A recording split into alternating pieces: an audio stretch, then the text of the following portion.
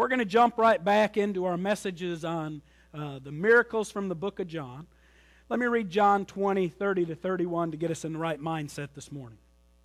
And truly Jesus did many other signs in the presence of the disciples, which are not written in this book.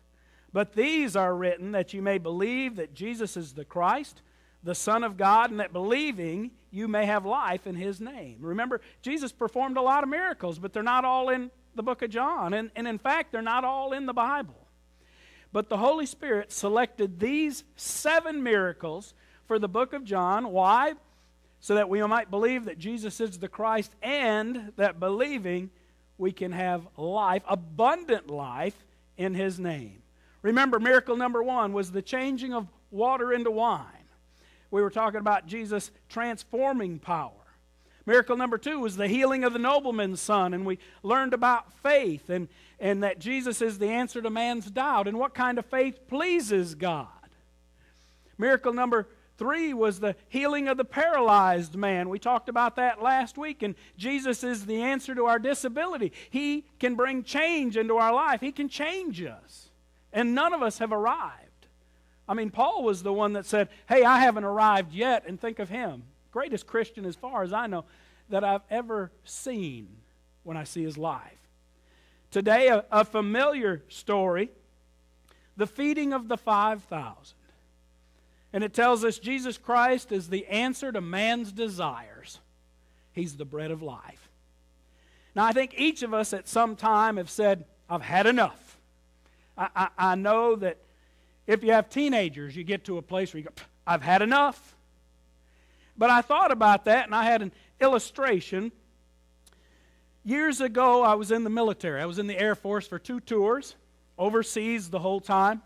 Linda and I, in fact, married overseas, and we had just friends from the military there. Our parents were unable to travel. We were over in England, so we were married overseas, and every year we would take our 30 days leave time, and we would come back to the States for 30 days. We'd spend 2 weeks down in South Georgia in Claxton with her family, and then we'd take 2 weeks and we'd go up north to Yankee Land, to Michigan, and we'd be with my family. And then we'd go back overseas for another year. Well, as you know, I used to be a Yankee. Used to be. Not anymore. Been gone way too long. I don't identify with them anymore.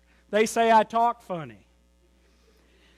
Anyway, I used to be a Yankee, and when we were in England and we came home for one of those visits, we got back, and Linda's daddy said, well, we got a treat. And I can't remember whether it was Christmas or Thanksgiving.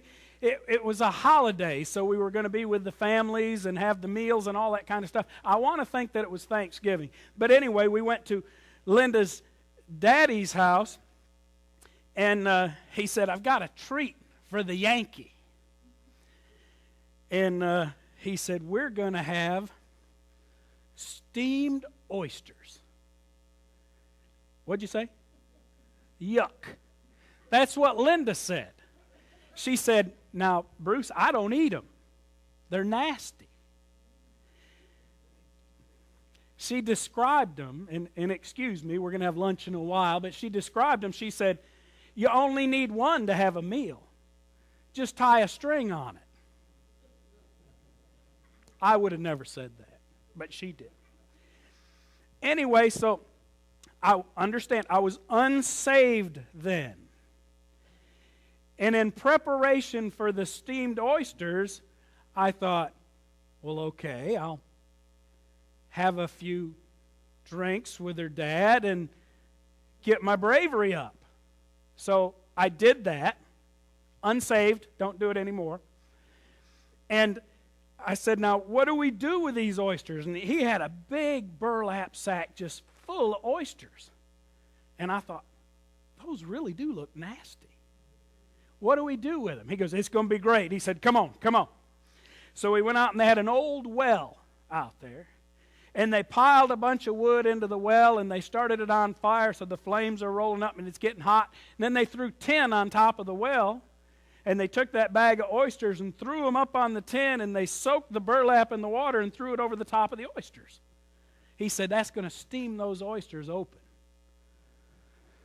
I said, okay. He gave me a bottle of hot sauce, and he gave me some crackers, and he said, here's what you do. Flipped back that burlap, and all those oysters are going like that. And he gave me a little knife, and he said, you pop them open, throw you a little hot sauce in there, and just dump them back. I said, okay. And I'm game. I'll try just about anything. So I took some hot sauce and put it in there, and I dumped that oyster back, and I looked at him, I said, that's good. And I don't know how many oysters I ate. But I ate, and I ate, and I ate, and I ate. And when I was done, I said, my goodness. I said, Linda, those were good. She goes, well, they must have been because you ate enough of them. Next morning, I woke up, and I had the most awful taste in my mouth. I said, you know what? I don't ever want to see another oyster.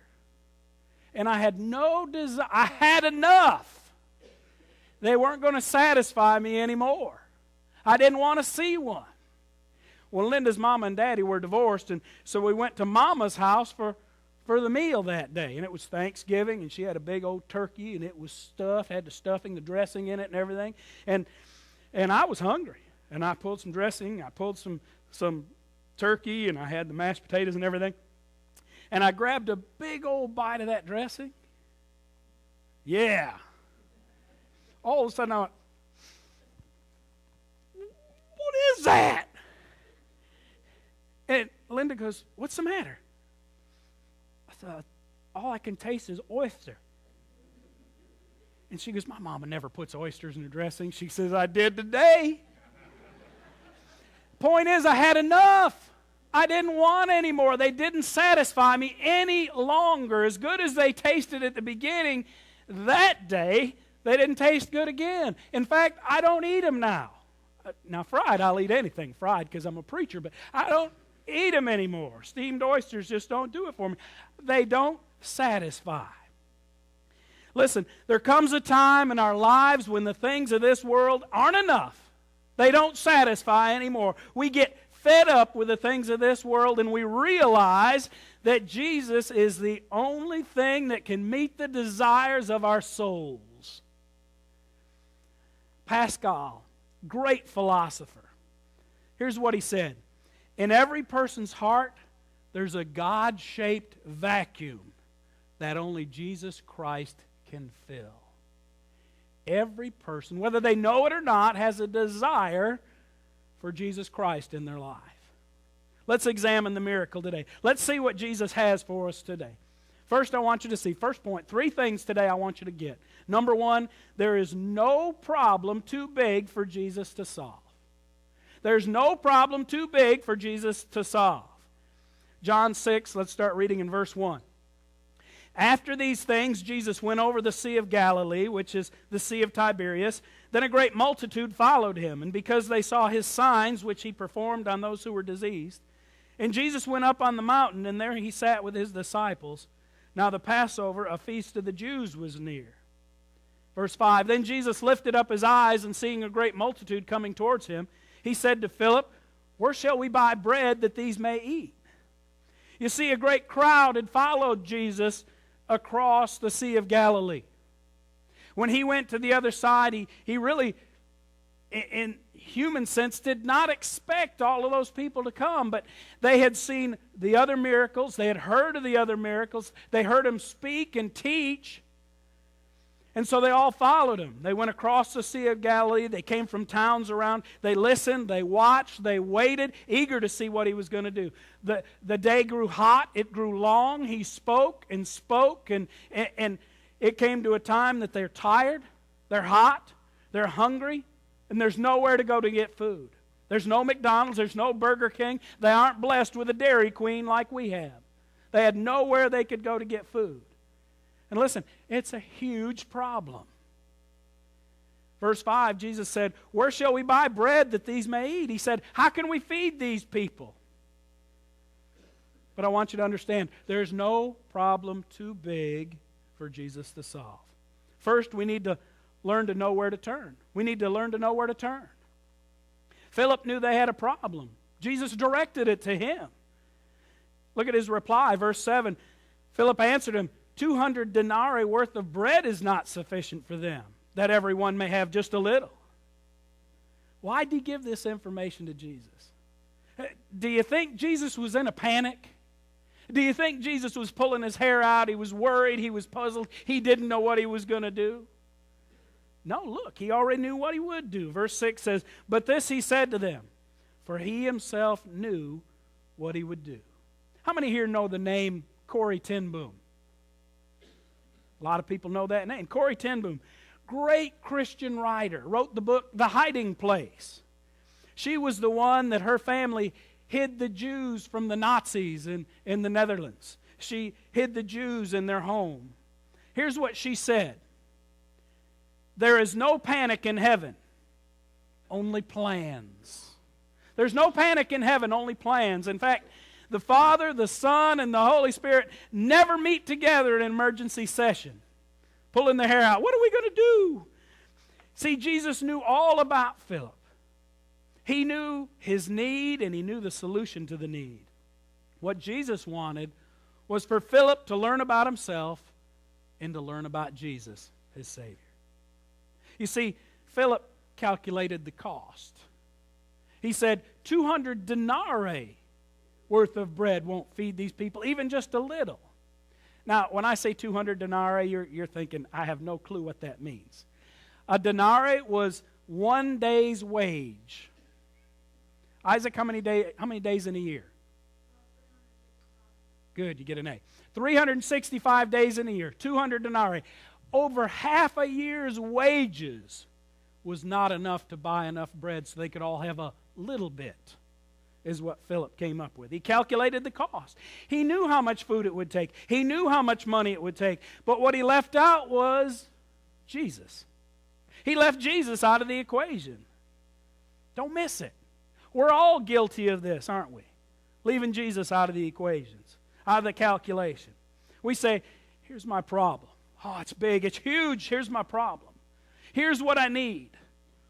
But we forget about Jesus. We don't include him in that equation. Remember, there is no problem too big for Jesus to solve. We need to know where to turn to him. We also, secondly, we need to know how to use all of our strength. Know how to use all of our strength. Let me give you an illustration. I heard a story about a little boy. It was a little farm boy, and he was working with his father. He was out in the field, and they were clearing the rocks out of the field so that they could plant and they could have a year's harvest. And he was out there with his father clearing rocks, and the little boy was at the edge of the field, and there was a big rock, and he's pushing on it, and he's grunting, and he's heaving, and he's groaning, and he's pushing, and he's doing everything he can do, but the rock won't budge. The dad asked the son, he said, "Son, have you used all your strength?" He grunts and he goes, "Yes, sir, everything I got." "Are you sure you've used all your strength?" He goes, "Yes, Dad, I've used everything I can." And he said, "No, you haven't. You haven't even asked me." He said, "My strength is your strength." That's us in our relationship with God. He says, "My strength is your strength. I'm at your disposal when you serve me." Sometimes we live like we don't know what to do. We're at the end of our strength. We're at the end of our rope. Jesus wants Philip to see this problem is too big for him, but it's not too big for Jesus. Take your biggest problem. The biggest problem you can think of today. Double it. Double it again. Is it too big for God? Jeremiah 32:27 says this, "Behold, I am the Lord, the God of all flesh." And God asks this question, is there anything too hard for me? Not a thing. Not a thing. Put this on the sticky side of your mind today. There's no problem too big for Jesus to solve. But number two, there's no person too small for Jesus to use. There's no person too small for Jesus to use. You see, Jesus uses people to solve problems, doesn't he?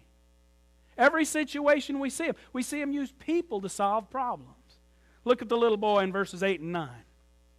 One of his disciples, Andrew, Simon Peter's brother, said to him, "There's a lad here who has 5 barley loaves and 2 small fish, but what are they among so many?" Andrew. Man, I love Andrew. Andrew is a people person. Every time you see somebody show up, you see somebody ministered to, you look around, you see Andrew. I love Andrew. That's what I want to be. I want to be like Andrew. I want to be a people person. I don't ever want to meet anybody that's a stranger. I want to love people, because that's what Jesus did. Well, Andrew finds this little boy. His lunch was 5 barley loaves. Now, understand that we're not talking about Texas toast here. We're not talking he had 5 loaves of bread. We're talking about little loaves about the size of my fist. And they're barley loaves. You say, "Bruce, what's barley got to do with it?" Barley is the poor man's bread. This wasn't a rich kid. He had 5 little, small, cheap loaves of bread. And he had 2 fish. Now, he's not talking about the kind of fish that I catch. He's talking about sardines, little bitty fish, not much to them, nothing to brag about, not much to feed a growing boy, much less 15,000 people. You said, "Wait a minute, preacher, you're getting evangelistic here. There were 5,000 people." No, there were 5,000 men. Then there were the women and children. The estimates are that there were 15,000 people. And among this 15,000, we see 5 small barley loaves and 2 sardines, 2 little old fish. But I'm going to give you a recipe today, okay? Miss Susie, love your recipe with the blueberries in it and all the stuff. I think it's called, at my house, it's blueberry dump. And I love it. And I look around and I can pick people out here that can cook, some that their husbands don't believe it, but I have faith in them. All right? There's a recipe today for a miracle I'm going to give you. First ingredient. Transfer it to Jesus. Transfer it to Jesus. Number 1, little boy did not say no when they asked him, "Hey, can we?" I don't think they just took it out of his hand. I believe they asked him for his lunch. I just don't believe that Jesus would have snatched it away and left the boy crying. I believe the boy came offering it when Andrew got him. And I'm sure Jesus, in his relationship to children, and you see it in the Bible when he relates to kids, he loves on kids, that he asked the little boy, and the little boy gave him his lunch. He didn't say no. He didn't say, "Hey, okay, I got 5 loaves, let me keep 2. I've got 2 fish, let me keep 1. No, he gave him his whole lunch, didn't he? That's what we see in the Word. He gave him his whole lunch. Let me ask you a question today. Do you want to be used by God? Do you want to be used by God? I hope the answer is yes. Second question, have you given him everything? Have you given him everything? Or are you holding back? You see, he wants everything in our lives. He wants total ownership of every bit of us. Our stuff, our families, our bank accounts, our achievements. Mark 8:35, it says, and these words are written in red, that means they come from the Lord. "For whoever desires to save his life will lose it. But whoever loses his life for my sake and the gospel's will save it." He wants us completely. The little boy gave his whole lunch to Jesus. Let me ask you a question. Do you think he went away hungry that day? Do you think that little boy went away hungry that day? I think he ate more than he would have if he would have ate the lunch that Mama packed him. In fact, that's what the Word says. Verses 11 through 13 says this. "And Jesus took the loaves, and when he had given thanks, he distributed them to the disciples. The disciples to those sitting down, and likewise of the fish, as much as they wanted." Get that, as much as they wanted. "So when they were filled, he said to his disciples, 'Gather up the fragments that remain, so nothing is lost.' Therefore they gathered them up and filled 12 baskets with the fragments of the 5 barley loaves which were left over by those who had eaten." Everybody was satisfied. Everybody was filled, but there's something else in there I want you to get. It's easy to pass over. How many baskets were left over? Joyce, how many baskets were left over? It was 12. How many disciples were there? 12. 12 baskets, 12 disciples. When I start thinking about that, I start thinking when you serve the Lord, He's going to take care of you. They got a go box when they left. That's extra. There's no charge for that in this message. Everybody was satisfied. Everybody was filled. Get this. When He gave it all, Jesus gave back. That little boy was full. He went home with a tale to tell his mama. When Mama, I don't think Mama got a chance. I think he came in the house just chatting. But if he came home, she said, "Did you eat your lunch, son?" Mama, you should have seen it. You should have seen how much I ate. He gave it all. We can't outgive God. Familiar verse here, Luke 6:38. Give, and it will be given to you. Good measure, pressed down, shaken together, running over. It will be put to your bosom. But listen to this. For with the same measure that you use, it will be measured back to you. In other words, if you're going to give it to Jesus by the measuring cup, that's how He's giving it back. If you're going to give it to Him by the plate full, that's how He's going to give it back. If you're going to give it to Him by the bushel basket, that's how He's going to give it back. It's how you give to God. It's how you, if you give Him your whole life, He's going to bless your life. He'll make it so much better than what it would have been without surrendering everything to Him. The recipe for a miracle: first, transfer it to Jesus. Number two, it's taken by Jesus. Verse 11 says, and Jesus took the loaves. When we give it to Jesus, He receives it. Even a cold cup of water given in His name, according to Matthew and Luke, He'll give a reward for even that cold cup of water given in His name. And notice that the Lord asks of us not more than what we have, but what we have. That's what He wants, not what we don't have. Remember Mary and the ointment? I preached on that, Mary and the ointment. Mark 4:8 said, she did what she could. She's come beforehand to anoint my body for burial. She did what she could. That's all God asks of us. Give what you can, do what you can. Not more. He doesn't say, I expect more out of you than you can do. He expects what you can do. He said, I don't expect more out of you than I've given you. He expects what He's given us is what we should give back.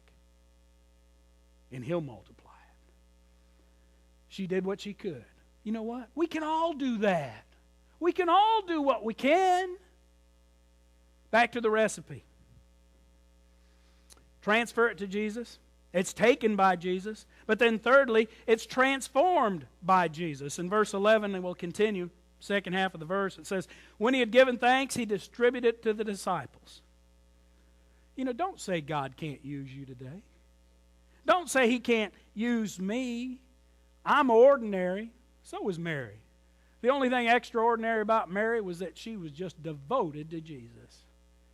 Don't say that He can't use you because you're nothing special, that there's nothing extraordinary about you. God specializes in using ordinary people, an ordinary thing, to do extraordinary things. 1 Corinthians 1:26 and 27. I love this section of verses.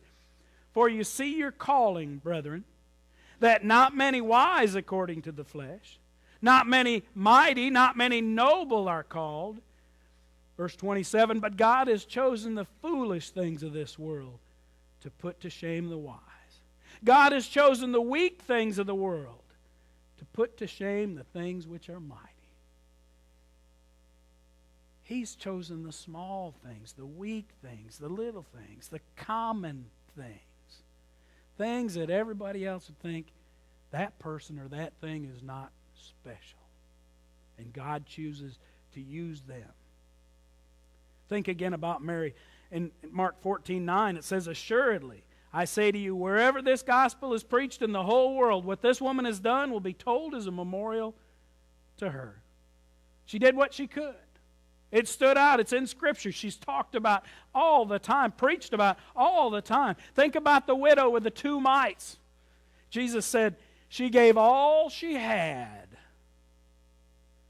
Now we got a little boy who gives his lunch and he feeds 15,000 people. No problem too big for Jesus to solve.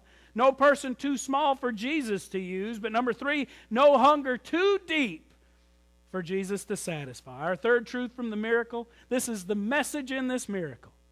We'll go beyond the miracle to Jesus Christ Himself. 4 things I want you to get, and we're going to do them quickly. 4 things about being satisfied. Number 1, Jesus is the spiritual bread. Verses 14 and 15. Those men, when they had seen the sign that Jesus did, the miracle that Jesus did, said, "This is truly the prophet who has come into the world." Therefore, when Jesus perceived, when He understood that they were about to come and take Him by force to make Him king, He departed again to the mountain by Himself alone. Jesus had to leave the scene of the great miracle because people wanted to make Him a king. Jesus wanted to stay and teach a spiritual lesson, but He could not, because they wanted to make Him a king because of the miracle. They followed Him because of the miracles. They followed Him because of the food. They followed Him because of the excitement. Verse 2 says, "Then a great multitude followed Him because they saw His signs which He performed on those who were diseased." They saw the miracles of the healing, so they followed Jesus. Verses 25 and 26, "They found Him on the other side of the sea. They said to Him, 'Rabbi, when did you come here?' He answered them and said, 'Most assuredly,'" or in some versions it would say, "Verily, verily," or "Truly, truly." Whenever that happens, it's a flag going up saying, "Look here." He said, "Most assuredly, I say to you, you seek me not because you saw the signs, but because you ate the loaves and were filled." You want the food. They want a prosperity gospel. They want that gospel that you see some today, that it says, "Oh, you give, and I'll tell you what. In fact, you send a check to my ministry, and I'll send you a little prayer cloth, and it's going to pour out on you." I'm talking about giving it to Jesus. I'm not talking about giving it to Brother Bruce. The prosperity gospel. Jesus gives an important command right here in verse 27. "Do not labor for food which perishes, but for the food that endures to everlasting life, which the Son of Man will give you, because God the Father has set His seal on Him." They wanted Him to do more miracles. In fact, they wanted to do miracles themselves. In verse 28, they said to Him, "What shall we do that we may work the works of God?" But Jesus desires, and we need to believe on Him. We need to put our faith on Him. Jesus is the spiritual bread. We need to live beyond our temporary world. There's a social gospel. A social gospel cares about temporary things. A social gospel really looks on people with food. A social gospel looks on people in education. A social gospel looks on people in clothes. They need all those things, but the primary things that people need are Jesus Christ Himself. Listen, we each have an eternal, never-dying soul, and Jesus is the bread of life. He's the satisfaction. Jesus is the spiritual bread. Jesus is the supernatural bread. Verses 30 and 31. "Therefore they said to Him, 'What sign will you perform then, that we may see it and believe you? What work will you do? Our fathers ate the manna in the desert, the bread in the desert, as it is written. He gave them bread from heaven to eat.'" Verse 36. "But I said to you that you've seen me, and yet you do not believe." You know, today we still live in a sign and wonders generation. People want to see miracles. I guarantee today that if I did some mighty miracle up here, we'd be filled up next week. We'd have people hanging out the doors next week because Brother Bruce walked over here and this plant flowered when he put his hand on it. Or I called somebody up out of a wheelchair and put my hand on them and they walked out the door. We'd be packed out next week because of miracles. We have a generation that wants miracles. Feed us again. Do something else. Jesus only did miracles to teach. Never publicity stunts. Never to attract a crowd. In fact, later that same crowd that came to see the miracles left Him. They had seen all sorts of miracles, but they want more. Do another. Jump a little higher, Jesus. Perform for us. The only thing that's going to satisfy us is not the miracles, but it's a relationship with Christ. Verses 32 and 33, Jesus said to them, "Most assuredly," again, "verily, verily, truly, truly, most assuredly, I say to you, Moses did not give you the bread from heaven. My Father gives you the true bread from heaven. For the bread of God is he who comes down from heaven and gives life to the world. Manna was a type of Christ. They couldn't get it for themselves. It was a shadow of Jesus. It had to be accepted to live. They didn't grow it. They didn't plant it. They just received it. Just like Jesus. Just like salvation in Jesus Christ. We can't do anything. We just accept it. We just received it. Jesus is the spiritual bread, the supernatural bread, the satisfying bread. Listen to verses 34 and 35. They said to him, Lord, give us this bread always. Jesus said, I am the bread of life. He who comes to me shall never hunger. He who believes in me shall never thirst. I'm the bread of life, he said. Think of the terms that he used. I'm the water of life, the living water. I'm the light of the world. I'm the door, the good shepherd, the way, the truth, the life. I'm the true vine. What he's saying is, I, Jesus alone, can satisfy your soul. People are searching for satisfaction. St. Augustine, a great father in the faith, said, we have been made by you and for you, O God. Our hearts are empty and hungry until you meet our needs. We try all sorts of things. We try all sorts of stuff. We try places. We try people. But only Jesus can satisfy our souls. He's a spiritual bread. He's a supernatural bread. He's a satisfying bread. And finally, Jesus Christ is a sustaining bread. In verse 35, Jesus said, I'm the bread of life. He who comes to me shall never hunger. He who believes in me shall never thirst. Never hunger, never thirst again, sustained. Let me tell you today, if there was a vitamin, if there was a food, if there was a vaccine to allow somebody to live forever, people would clamor to get it. They'd do anything to get that vaccine, that vitamin, that food that would let them live forever. And Jesus says, here I am. Believe, have faith in me, and live forever.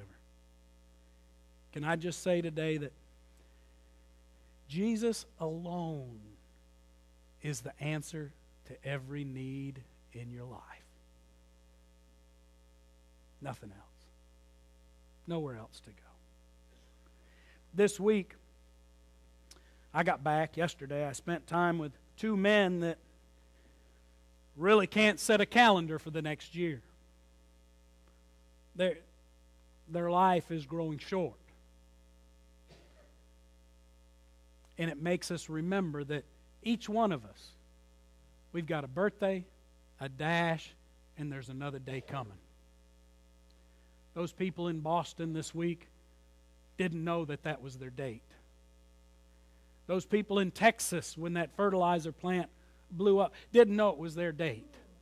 Can I just tell you that I don't know my date. It might be today. Yours, it might be today. It might be tomorrow. And I don't say that to scare you. We just need to be realistic. We need to have a right relationship with the Lord. We need to know Him. Once we know Him, we need to serve Him. All I'm asking you this morning is, how's your relationship with Jesus Christ?